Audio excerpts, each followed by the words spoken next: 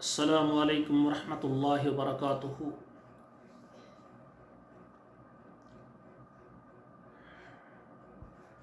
अल्हम्दुलिल्लाहि रब्बिल आलमीन वल आक़िबतु लिल मुत्तक़ीन वस्सलातु वस्सलामु अला अशरफिल अंबियाइ व इमामिल मुरसलीन। अऊज़ु बिल्लाहि मिनश शैतानिर रजीम। बिस्मिल्लाहिर रहमानिर रहीम। वल अस्र इन्नल इंसाना लफ़ी खुस्र इल्लल लज़ीना आमनू व अमिलुस सालिहाति व तवासौ बिल हक़्क़ि व तवासौ बिस सब्र। मेरे मोहतरम नाज़रीन इकराम, मेरे भाइयों और मोअज़्ज़ज़ात, काबिल कदर बुज़ुर्गों और भाइयों और बेटों, और इसी तरह मेरी मोअज़्ज़ज़ात माएँ बहनें और पर्दा नशीन बेटियों और बहनों, आपसे गुजारिश है कि ईद को बाकी 2 दिन रह गए हैं। आखिरी अय्याम जो हैं रमज़ान मुबारक के हैं, तो इसमें सबसे पहले तो मैं आपकी तरफ ये पैगाम देना चाहता हूँ कि सदक़ातुल फ़ितर जो है वो आपने अभी अदा करना है। आखिरी रोज़ा जो है यानी 29वां रोज़ा आपने अफ्तार करना, उसके बाद जो है सदक़ातुल फ़ितर आपने यानी पहुँचा देना है जिनको आप देना चाहते हैं। ये जो सदक़ातुल फ़ितर है ना, इसकी हिकमत क्या है? अल्लाह ज़ुल जलाल रब्बुल आलमीन है, वो अपनी मखलूक़ों को देखते हैं कि ऐसे अफराद भी हैं जिनके घरों में यानी राशन की कमी है, खाने पीने का सामान कम होता है।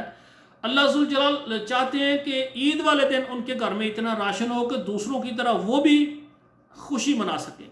ये तोमतुल लिल मसाकीन है, जो हम फितराना देते हैं ना, इसका मकसद ये है कि हमारे वो मसाकीन हैं जिनके घरों में ईद वाले दिन भी यानी अच्छा खाना नहीं होता, खुशी नहीं होती। अल्लाह ज़ुल जलाल ने ये फतराना सदक़ातुल फ़ितर ये हमारे ऊपर फ़र्ज़ किया है। इसका हमें फ़ायदा ये है कि रमज़ान में हमने 30 रोज़े रखे हैं, और रोज़ों के अंदर इंसान होने के तकाज़े से, बशर होने के तकाज़े से हमसे बड़ी ख़ताएँ हुई, हमसे भूले हुई हैं, ना चाहते हुए हमने ज़ुबान से ऐसी बातें की हैं, ना चाहते हुए आँखों से बहुत कुछ देखा है, ना चाहते हुए कानों से बहुत कुछ सुना है हमारे वजूद से, क्योंकि ये रोज़ा पूरे वजूद का होता है। अस्सौमु ली व अना अजज़ी बिही।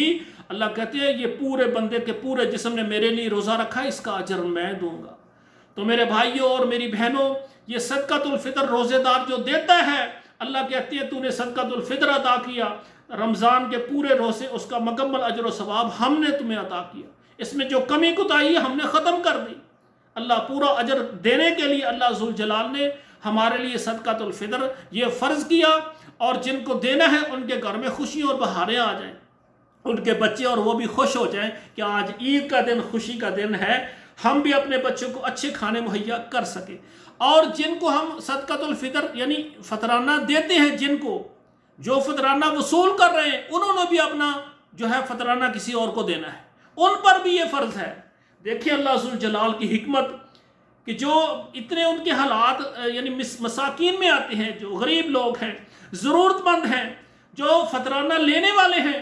उनके ऊपर भी फतराना फ़र्ज़ है, वो भी अपना फतराना आगे किसी और को दें। तो मेरे भाइयों, सबसे पहले आप सदक़ातुल फ़ितर दें, ये ज़रूरी बात है। रसूलुल्लाह सल्लल्लाहु अलैहि वसल्लम के दौर में ये सदक़ातुल फ़ितर ये जिनस है, 2.5 किलो या 2.25 सेर जितना भी कहते हैं, पर 2.5 किलो लगा लें, कम ना हो ज़्यादा हो जाए कोई बात नहीं। 2.5 किलो आपके घर में जितने अफराद हैं, बच्चे हैं, बच्चियां हैं, मर्द हैं, औरत हैं, या जिनकी आप कफ़ालत कर रहे हैं, या आपके ग़ुलाम हैं, नौकर हैं, जो भी आपकी रैयत के अंदर जितने अफराद हैं, सब की तरफ से आप जिनस जमा करें। आप जो भी करें, आप गंदम कर सकते हैं, चावल कर सकते हैं, खजूर कर सकते हैं, मुनक्का कर सकते हैं, यानी जो चीज़ भी आप मुयस्सर आपके पास है, आप जिनस लें। और जिनस जो है आप यानी जो है ना आखिरी रोज़ा 29वां है, तो 29वां आप कर लें, 29वें के हिसाब से आप कर लें, या मसलन 28वां कर लें, यानी आखिरी 1-2 दिन। तो आप जो है ना वो इकट्ठा करके आप देखते हैं कि 2-3 मसाकीन हैं, उनको तकसीम करके दे दें। ज़रूरतमंद एक बहुत ज़्यादा है, उसको सारा दे दें, या आपके करीब 2-3 अफराद हैं, तकसीम करके उनको दे दें। ये जो जिनस देना ये बेहतरीन ये अमल है, जिनस अफजल है, जिनस दे, साबत जिस्म जिनस ही है। हाँ, दूसरी बात यह है कि बाज़ उलमाए कराम कहते हैं कि जी वो पैसे भी दे सकते हैं, और उनका ये मकसद है, लो जी हमने उनको जिनस दे दी, उनको तो जूते की ज़रूरत है, उनको कपड़े की ज़रूरत है, उनको फ़लाँ चीज़ की ज़रूरत है, تو لہٰذا ہم پیسے دیں گے، ان کی جو ضرورت ہوگی وہ پوری کر لیں گے۔ یہاں پر ایک بات، صدقۃ الفطر جو ہم دیتے ہیں مساکین کو، ان کے لیے یہ کیا ہے؟ تومۃ للمساکین۔ اللہ تعالیٰ نے یہ جو کیا ہے اس کی حکمت یہ ہے کہ ان کے گھر میں یہ کھانا مہیا کرنا، عید والے دن ان کے گھر کے اندر کھانے کی کمی نہ ہو، اللہ یہ چاہتے ہیں۔ ہاں دوسری بات یہ ہے کہ اگر ان کو ہم گندم دے دیتے ہیں، چاول دے دیتے ہیں، وہ اپنی ضرورت کا رکھ لیں، دوسرا جو وہ سیل کر لیں، فروخت کر دیں۔ اور آج بھی آپ دیکھیں گاؤں کے اندر لوگ جو ہے نا چاول لے کر آتے ہیں، لوگ مکئی لے کر آتے ہیں، لوگ گندم لے کر آتے ہیں، وہ دکاندار کو گندم دے دیتے ہیں، دکاندار وہ گندم رکھ لیتا ہے، وہ مکئی رکھ لیتا ہے، وہ جنس وہ رکھ لیتا ہے، اور اس کے جتنے پیسے دیتے ہیں اس کے برابر وہ وہاں سے یعنی جو چیز ان کے دکان میں ہے وہ اس کو دے دیتا ہے۔ آج بھی دیہات میں یہ کام چلتا ہے، نہ بھی چلے تو جو ان کے جتنا جمع ہو جائے، جو ضرورت کا رکھے، باقی وہ سیل کر کے اپنی ضرورت پوری کر دیں۔ لیکن بعض احباب یعنی وہ سمجھتے ہیں کہ نہیں جی ہم پیسے دے دیتے ہیں، یہ پیسے اس کو حکمت ہم بنا رہے ہیں، جو رسول اللہ نے فرمایا ہے تومۃ للمساکین۔ بہتر طریقہ یہی ہے کہ آپ جنس دیں۔ ہاں عید والے دن آپ صبح یعنی عید والے دن صبح آپ عیدگاہ کی طرف جا رہے ہیں، اور آپ سمجھتے ہیں کہ کیونکہ نماز عید سے پہلے یہ صدقۃ الفطر ادا کرنا ہے، تو صاف ظاہر اس وقت اگر جنس کا انتظام نہیں ہے، آپ جلدی پیسے ادا کر دیں، چلو آپ کا فطرانہ ادا تو ہو جائے نا۔ علماء نے رخصت دی ہے، تو میں یہ نہیں کر سکتا کہ یہ پیسے دینا یہ حرام ہے، ایسا میں فتویٰ نہیں دیتا، لیکن بہتر ہے کہ جنس دیں، بہتر ہے جنس دیں، بہتر ہے جنس دیں۔ جو رسول اللہ کا فرمان اور طریقہ ہے وہ اس پر چلے۔ اگر وہ پیسے دے سکتا ہے اس پر میں کلام نہیں کرنا چاہتا، مجبوری ہے، اللہ معاف فرمائے۔ اور اس کے بعد ایک اہم مسئلہ میں آپ کو بیان کرتا ہوں کہ عید سے پہلے ابھی تو آخری 2 دن ہیں، یہ تو پہلے ہمیں سوچنا چاہیے کہ ہمارے دائیں بائیں ہمارے پڑوسی ہیں، ان کے بچوں کے لباس ہیں یا نہیں، ان کو لباس کس نے دینے ہیں؟ اگر ہمیں اللہ نے اتنا دیا ہے، ہم نے اپنے بچوں کے کپڑے شوز وغیرہ سب کچھ پورے کر دیے ہیں، تو ہمارے دائیں بائیں جو ہمارے ہمسائے ہیں ان کو بھی کپڑے لے کر دیں۔ عید والے دن ان کے بچے پریشان نہ ہو کہ سب نے نئے جوتے نئے کپڑے پہنے اور ہمارے پاس پرانے جوتے وہ بھی پھٹے ہوئے ہیں، پرانے کپڑے وہ بھی پھٹے ہوئے۔ عید والے دن وہ افسردہ اور پریشان ہو کر وہ غم کا اظہار ہمارے سامنے وہ کریں، اپنے چہرے مرجھائے لے کر وہ نماز عید کی طرف آئیں، تو میرے بھائیو یہ بہت بڑا نیکی کا کام ہے۔ آپ اپنے دائیں بائیں اپنے ہمسائیں کو دیکھیں، جن کے کپڑے نہیں ان کو مہیا دیں، جن کے جوتے نہیں ان کو دیں۔ یہ صدقہ فطر سے نہیں دینے، یہ ہمارے مال کے اندر ان کا حق ہے۔ تو میرے بھائیو آپ کے دائیں بائیں کو مرد ہے کو عورت ہمسائے ان کو لباس کپڑے لے کر دیں، بہترین عمل ہے، آپ ان کو لباس پہنائیں۔ جس کے پاس لباس نہیں ہے اس کو لباس پہنانا یہ بہت بڑا عمل ہے۔ جس کے پاس جوتا نہیں ہے اس کو نیا جوتا دے دینا، وہ جوتا پڑھ کے مسجد میں نماز پڑھنے نہیں جائے گا، 5 مرتبہ آپ کا جوتا پہن کر مسجد میں نماز پڑھنے جائے گا، کتنا اجر ہے۔ میرے بھائیو آپ کے دائیں بائیں جتنے ہمسائے ہیں، آپ دیکھتے ہیں کہ ان کے گھر میں جوتا نہیں ہے، ان کے گھر میں کپڑے نہیں ہیں، آپ مہیا کریں، یہ آپ پر ضروری ہے۔ کل قیامت کے دن اللہ ذوالجلال نے یہ سوال کر لیا، تیرے بچے سارے نئے کپڑے پہن کر نماز عید میں آئے، تیرے بچے نئے شوز پہن کر آئے، تیرے دائیں ہمسایہ تھا بائیں ہمسایہ تھا، آگے پیچھے کتنے تیرے 4 گھر بنتے ہیں، وہ پھٹے جوتوں کے ساتھ آئے۔ اور اگر اللہ نے کہہ دیا کہ تیرے ہمسائے پھٹے جوتوں کے ساتھ آئے، تیرے ہمسائے پھٹے کپڑوں کے ساتھ آئے، میں نے ان کو معاف کر دیا، تیرے بچے نئے کپڑے پہن کر آئے، نئے شوز پہن کر آئے، لیکن تجھے میں نے معاف نہیں کرنا، تو نے ان کا خیال کیوں انہیں رکھا، ان کو اللہ معاف کر دے اور تو پکڑا جائے۔ میرے بھائیو ہمارے مالوں کے اندر مساکین کا ہمارے ہمسایوں کا حق ہے۔ اب دیکھیں آپ کے دائیں بائیں جتنے ہمسائے ہیں ان میں سے کوئی بھی فطرانہ نہیں لیتا، صدقۃ الفطر نہیں لیتا، زکوٰۃ بھی نہیں لیتا، وہ محنت کرتے ہیں اپنے بچوں کے لیے، لیکن ان کے اخراجات زیادہ ہیں۔ 50,000 تنخواہ ہے، اچانک بیٹی بیمار ہوگی، بیٹا بیمار، وہ سارا 50,000 ان پر لگ گیا ہے،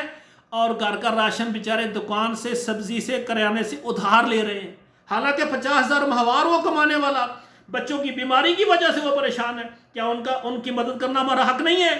آپ ان کو یہ نہ کہیں کہ میں جی آپ کو غریب سمجھ کر مجبور سمجھ کر یہ میں آپ کا، آپ نہیں، آپ کہیں آپ ہمارے بھائی ہیں، کوئی مسئلہ نہیں ہے۔ اگر آپ کا بیٹا بیمار ہے اس کا علاج میں کرواتا ہوں، آپ کی بیٹی بیمار ہے اس کا علاج میں کرواتا ہوں، کوئی مسئلہ نہیں ہے۔ اگر آپ کی تنخواہ ساری بچوں پر لگ گئی ہے، چلو کوئی مسئلہ نہیں، یہ 20,000 ہم سے لیں، آپ گھر میں راشن وغیرہ، چلو آپ ہمارے بھائی ہیں، یہ ہمارا حق ہے۔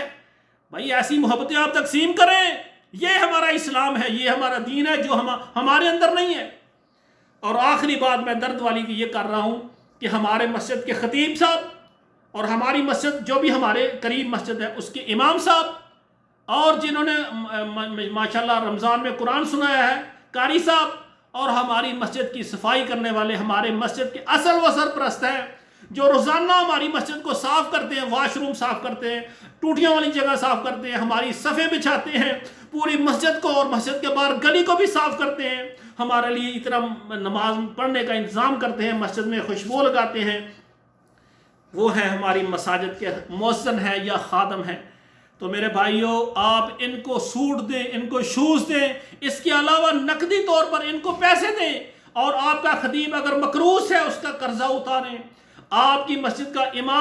امام جو ہے امام صاحب اگر وہ مقروض ہے اس کا قرضہ اتاریں، آپ کی مسجد کا جو مؤذن ہے یا مسجد کا خادم ہے مقروض ہے اس کا قرضہ اتاریں۔ میرے بھائیوں، ان کی خدمت کریں، آپ جو ان کو دیں گے اللہ ذوالجلال کے ہاں جمع ہو جائیں گے۔ تو میرے بھائیوں، کوئی بھائی ایسا نہ رہے جو اپنے خطیب صاحب کو، قاری صاحب کو اور مسجد کے مؤذن کو ان کو آپ سوٹ دیں، ان کو نئے شوز لے کر دیں، ان کو واسکٹ دیں، ان کو نیا رومال دیں، ان کو جرابیں دیں۔ میرے بھائیوں، ان کی ضرورتیں پوری کریں۔ سارا سال یہ ہمیں نمازیں پڑھاتے ہیں، ہمارے بچوں کے کانوں میں اذانیں دیتے ہیں، ہمارے جناب بچیوں بیٹوں اور بیٹیوں کے نکاح پڑھاتے ہیں، ہمارے جو بزرگ ہمارے بچے فوت ہو جاتے ہیں ان کے یہ جنازے پڑھاتے ہیں۔ میرے بھائیوں، بچے کی پیدائش سے لے کر یہ مرنے تک ہمارے ساتھ 24 گھنٹے رہتے ہیں۔ ان کے حقوق ادا کریں۔ اگر آپ نے ان کا حق نہ ادا کیا،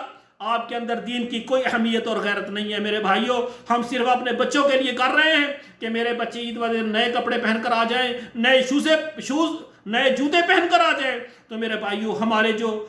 یہ خطیب حضرات ہیں، ہمارے علماء کرام ہیں، ان کا آپ کے اوپر حق ہے، یہ سارا سال آپ کی خدمت کرتے ہیں۔ خصوصاً آپ کی جو مقامی آپ کے قریب مسجد ہے اس کے خطیب صاحب ہو گئے اور اس کے امام صاحب ہو گئے اور وہاں کے قاری صاحب ہو گئے، اور جنہوں نے رمضان میں پورا آپ کو 30 پارے قرآن کے سنائے، اس کی خدمت کریں۔ اور میرے بھائیوں، جو سارا سال مسجد میں اذانیں دیتا ہے، مسجد کی صفائی کرتا ہے، اصل ہمارا سردار یہ ہے کہ جو ہماری مسجد دنیا میں بہترین جگہ مسجد ہے اس کو صاف ستھرا کر کے آپ کو کہتا ہے کہ آپ ادھر نماز پڑھیں، یہ جگہ صاف ہے، آپ کے لیے پنکھیں چلاتا ہے، آپ کے لیے وضو کا انتظام کرتا ہے، آپ کے لیے پانی کا انتظام کرتا ہے۔ خدا را یہ حقوق ادا کریں، یہ ہمارے فرائض میں سے ہے کہ ہم مسجدوں کو، آخری میری آپ سے گزارش ہے کہ آپ کے قریب جو مسجد ہے، مسجد کی عمارت کے لیے، مسجد کے نظام کے لیے، خطیب صاحب اور امام صاحب اور خادم کی تنخواہوں کے لیے آپ وافر مقدار میں اپنا مال پیش کریں تاکہ آپ کی مسجد کی جو ہے مالی معاملات مضبوط رہیں، مسجد کا کوئی بھی کام ہو۔ اسی طرح جو ہمارے مدارس ہیں، مدارس کی بھی خدمت کریں۔ یہ مدارس، یہاں سے قرآن اور حدیث کی تعلیم نکلتی ہے۔ اگر آج ہم نمازیں پڑھ رہے ہیں، روزے رکھ رہے ہیں، خرچ کر رہے ہیں، یہ ہمارے اندر یہ دین کے جذبات ہیں، ہمارے اندر دین کی کچھ یہ خوشبو آپ کو نظر آ رہی ہے، یہ مساجد اور یہ مدارس ہیں۔ یہاں سے علماء کرام نکلتے ہیں جو اللہ کے دین کو سیکھ کر پوری دنیا میں لوگوں کو دین سکھاتے ہیں۔ اور دوسرے الفاظوں میں بات سنیں، یہ جو ہمارے مدارس ہیں، یہاں سے ایسے علماء نکلتے ہیں جو ہمیں جنت کا راستہ بتاتے ہیں کہ یہ راستہ ہے، اس پر چل کر اللہ کی جنت میں چلے جاؤ۔ تو میرے بھائیوں، ہمارے جو مدارس ہیں یہ دین کے قلعے ہیں، اسلام کی چھونیاں ہیں۔ میرے بھائیوں، اگر یہ مدارس آباد ہیں، اللہ ذوالجلال کا دین بھی ہے۔ اگر یہ مدارس ختم ہو گئے، ان کے علماء اور طالب علموں کی ہم نے خدمت نہ کی، ہمارا دین بھی نہیں رہے گا۔ اگر آپ اللہ کے دین کو پوری دنیا میں غالب کرنا چاہتے ہیں، علماء کی خدمت کریں، اماموں کی خدمت کریں، مساجد کی خدمت کریں، مدارس کی خدمت کریں۔ جتنے ہمارے علماء کرام مضبوط ہوں گے، آپ نے کبھی یہ نہیں سوچا کہ ہمارے پاس لینڈ کروزر ہے اور ہمارے قاری صاحب، مولوی صاحب، ہمارے خادم وہ تو سائیکل پر جاتے ہیں۔ آپ کا فرض بنتا ہے آپ نیا موٹر سائیکل ان کو لے کر دیں۔ آپ کے قاری صاحب ہیں مسجد کے، آپ کے خطیب صاحب ہیں، آپ پورا محلہ ہیں، روزانہ گاڑیوں پر، پنجاروں پر آپ سفر کرتے ہیں۔ آپ کے مسجد کے خطیب درس دینے جاتے ہیں، وہ موٹر سائیکل پر پیدل جاتے ہیں، گاڑیوں کو تبدیل کرتے ہیں، وقت ضائع کرتے ہیں۔ میری گزارش یہ ہے کہ آپ مکمل مل کر آپ ایک چھوٹی سی گاڑی اپنے خطیب کو دیں، اپنے مدرس کو ایک گاڑی لے کر دیں، اس میں یہ دعوت اور تبلیغ کا کام کرے، یہ کہیں جا کر درس دے گا، تقریر کرے گا، اللہ کے دین کو غالب کرنے کے لیے یہ محنت کرے گا، ثواب آپ کو ہوگا۔ یہ کون کریں گے؟ یہ وہ کریں گے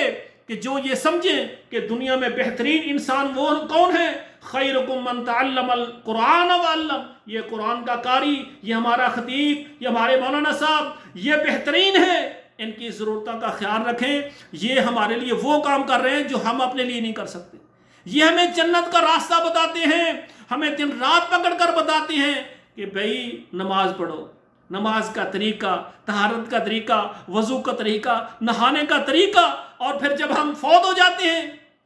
تو یہ ہمارے اوپر رو رو کے دعائیں کرتے ہیں، یا اللہ یہ ہمارا نمازی تیرے پاس ہے، اس کو معاف کر۔